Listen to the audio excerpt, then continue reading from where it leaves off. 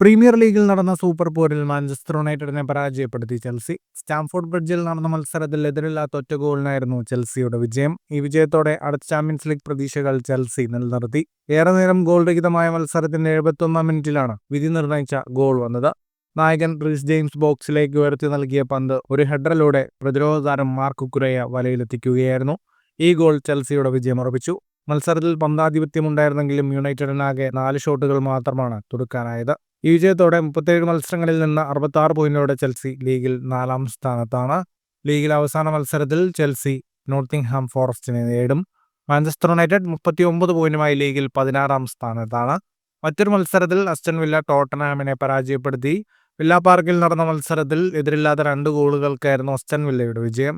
Esri കോൻസയും കമാരയുമാണ് Aston വില്ലയ്ക്കായി ഗോളുകൾ നേടിയത്. വിജയത്തോടെ അസ്റ്റൺ വില്ലയും ചാമ്പ്യൻസ് ലീഗ് പ്രതീക്ഷകൾ നിലനിർത്തി. 37 മത്സരങ്ങളിൽ നിന്ന് 66 പോയിന്റോടെ 5-ാം സ്ഥാനത്താണ് അസ്റ്റൺ വില്ല. 38 പോയിന്റുള്ള ടോട്ടനം 17-ാം സ്ഥാനത്താണ്. ഫുട്ബോൾ ലോകത്തെ കൂടുതൽ വാർത്തകൾക്കും വിശേഷങ്ങൾക്കുമായി സ്പോർട്സ് കഫേ സബ്സ്ക്രൈബ് ചെയ്യുക.